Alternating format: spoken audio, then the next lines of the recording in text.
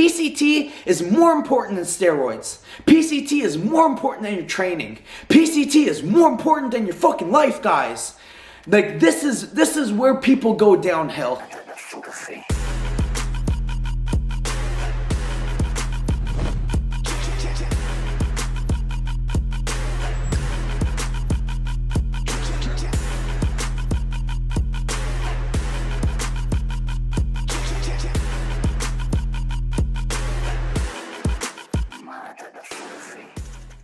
Ayo, what is going on, everyone? So I want to kick off this video, and I just know that some of my COVID stuff has been offending you guys, so I honestly just wanted to say this one thing. Bombing me hard. I'd like to take this chance to apologize to absolutely nobody.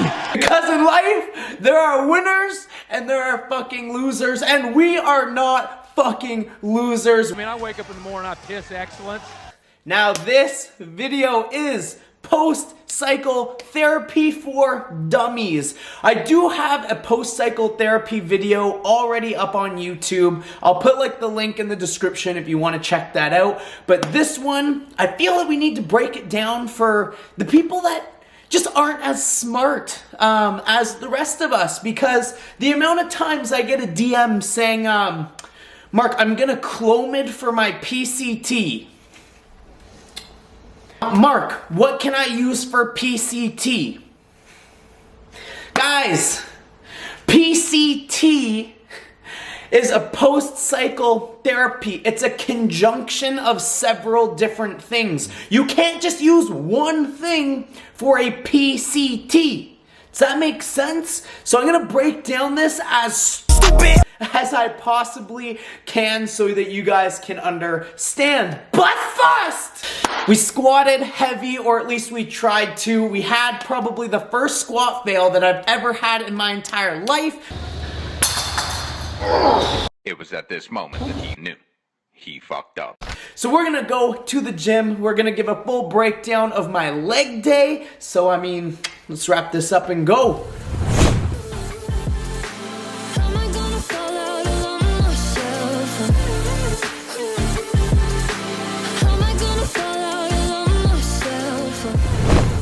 Ayo, what's cracking, everyone? Today we are going to be breaking down my goddamn leg day. And we tried to squat heavy as fuck today. But it didn't really work out that well, and you're gonna see why.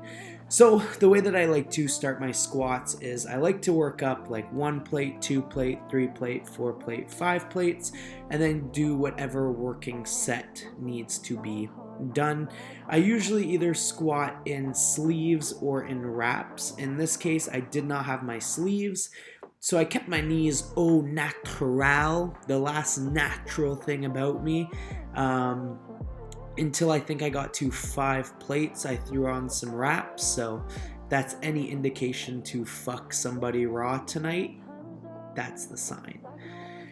We did basically 10 reps, 10 reps, 10 reps, went up to 4 plates. I think we only did about 4 or 5 reps here. At this point, I'm just trying to get used to the heavier weights. It's been a long time since I squatted heavy as fuck. So I really wanted to get up there. You can see that we went up to 500 pounds here. I believe I only did like 3 or 4 reps. Again, just getting the feel down. Biggest tip I have for squatting is really take a big breath and then set and then go down. When you take your big breath at the way down, it fucks everything up.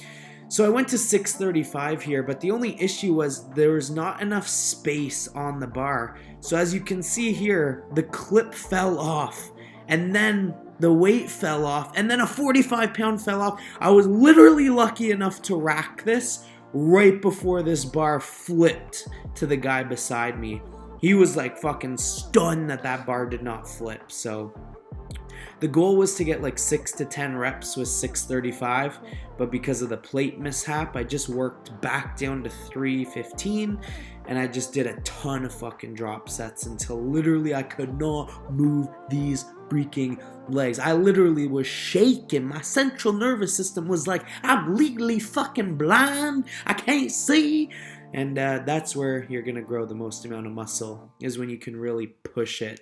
I did some of these like pulses at the bottom. Again, I like to start off every workout heavy as buck, and then I want to pump as much blood into the body after. So you can see my tiny ass legs there. We're still 10 weeks out, so don't worry, they will get leaner.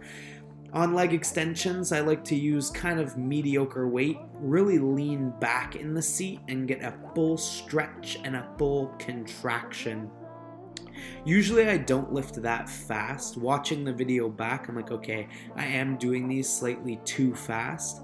But on the last set, I do a 30-second hold, or a hold as long as I physically can hold it at the top. You can see my legs fucking shaking there. But yeah, really, again, you want to kill it. We went right into hamstring curls, just one leg. Biggest tip for these bad boys is you want to flex your glutes like you're literally about to get raped in prison. You want those glutes flexed so hard that you're only using your hamstring to contract the weight, because your glutes are already contracted. If you're using a little bit of your glutes and a little bit of your hamstrings, it'll be a lot harder to get that tension just on the hamstring. Yeah, so really flex those glutes. And I did about 4 sets of each of those accessories in about 10 to 15 reps, just to pump the blood in as much as possible, like I previously said. We went right into these walking lunges, but we did them super close step. This will just put more emphasis on the quads. Today, like, my hamstrings just weren't feeling amazing because of some deadlifts that I did 2 days prior. So I wanted to get a lot of focus on the quads. So on these ones, just make sure that you go down as well as you go up. So you just don't want gravity to pull you down. You actually want to lower yourself down, because that will really put the emphasis on the quads. And then I supersetted this with sissy squats, and I literally think that I did 200 freaking reps here, because I literally just did as many as humanly possible. Finished it off with 10 sets of 10. Yes, you are hearing that correctly. 10 sets of 10 with calves. Calves is something you really need to push to grow, because you walk on them all day. Finished it off with 30 minutes of cardio, listening to Bradley Martin. And back to the fucking video.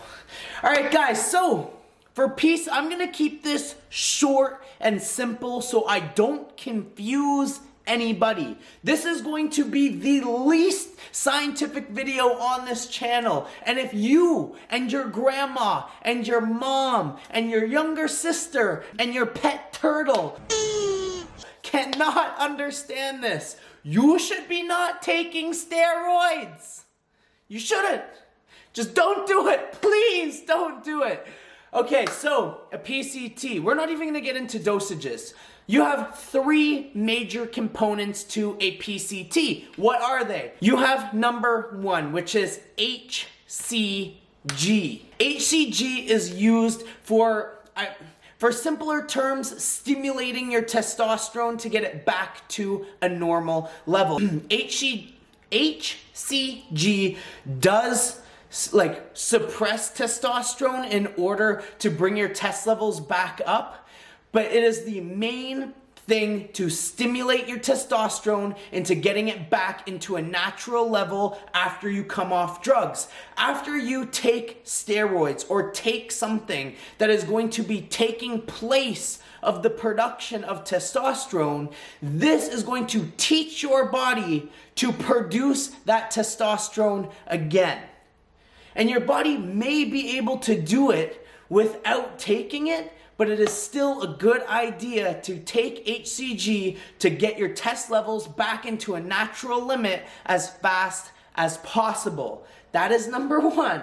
Super simple, right? If you are going to take exogenous testosterone and tell your body not to produce it, you need something to say, okay, I'm done taking this, let's produce it again. That is HCG.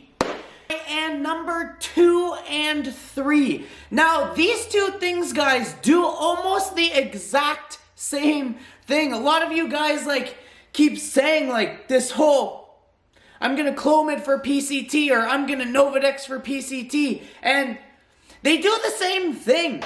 So to put this like super simple, Nolvadex and Clomid, they both stop the bad estrogen from more or less being produced. And when you stop the bad estrogen from being produced, you have these two things. It's called your like LH and your FHS, I believe. And those things are the things that will help stimulate your testosterone and get it back to a normal level. In essence, taking these two things increases your testosterone and tries to get it back to a normal limit. So when you guys are taking SARMs, and I love using SARMs as an example because SARMs, now it depends on how much you're taking and what dosages, but SARMs don't always completely shut down your production.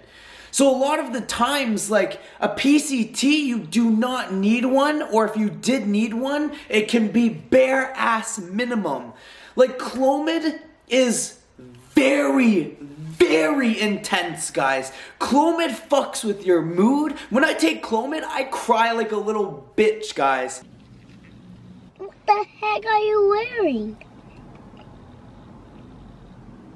What are you wearing? You go from being on test, being this like alpha male, on Clomid, I literally want to grab this blanket and cry every single day. Second, Clomid, you need astronomical dosages to be effective. I said I wasn't getting into dosages, but just to put this into perspective, Nolvadex to be like effective would be 20, maybe 30 milligrams. Clomid to be very effective on a same cycle, you'd need upwards like 50, 70. Some people have even done 100 milligrams a day. So, like, when you guys are talking about SARM PCTs, take Clomid and fucking throw it out the window because you don't even need to talk about it. Clomid is for someone that is blasting like myself, test, trend. My fucking production is done. That's who needs Clomid. You guys are more than good with Nolvadex. To recap, PCT is something that you are taking to bring your body back to a normal level. So you can't just ask me like, what's a good PCT? Because it's gonna be different, or can I Clomid for PCT, or can I Nolvadex for PCT? It just doesn't make sense. Like the last time I came off everything, which would have been after Kern's last year, I was doing like 10,000 IUs of HCG, 20 milligrams of Nolvadex. I think I started at 40 and then worked down to 20 and started at 75 milligrams of Clomid for the first like 2 weeks, and then you work down. I mean, a PCT has to be in perspective to what you ran. So stop saying like, I'm gonna Clomid for PCT, because that doesn't make any sense. And especially when you're 17 years old, you probably have no clue. You guys really need to take the time to learn like what each of these things do and how powerful each of them is. So honestly, like I really hope that this like super simple video can put into perspective like how important each thing is. And now that you're like listening to all of it, you're like, wow, like Mark, that more or less does the same thing, right? Absolutely. When you suppress your testosterone or shut off your testosterone and fuck up your hormones, you need to take something that will bring your hormones back into that place. Can you use all three? Absolutely. Can you use just one? Absolutely. But it has to be dependent on the aggressiveness of your cycle, because doing too much could be just as harmful as not doing enough. And that's basically like the main purpose, the main message I want to get out to you guys today. So I'm actually going to make one more post-cycle therapy video. I'm going to do a SARM stack, a 10-week SARM stack. And I'm going to do a 10-week bodybuilding stack. And I'm going to break down the exact PCT that I think both of those things should have. And we're going to make it super simple. We're going to pick Joe, and we're going to say, Joe, this is his first time ever doing anything. He's gonna do this, and he's gonna do this. What should his PCT be after? Because PCT is more important than steroids. PCT is more important than your training. PCT is more important than your fucking life, guys. Like, this is where people go downhill. Unfortunately, like, I was there. 100% I was there. I didn't have the knowledge that I have now. I didn't have the mentality that I have now. And I don't want to see anybody getting hurt or their mental health suffering because there's not enough knowledge out there about this. So I honestly hope that this video helps just a little bit. It would really appreciate it if you liked and subscribed to this channel, because I'm really trying to get this channel to grow. I don't think YouTube is helping me out with the algorithm anymore. They were pushing like every single one of my videos before. We were getting like 1.3 million, 200,000, 350,000, and now you guys are commenting saying that you don't even see the notification pop up. So if you guys could like and subscribe to this channel, try to get this channel kind of back into the algorithm, be much appreciated. Much love.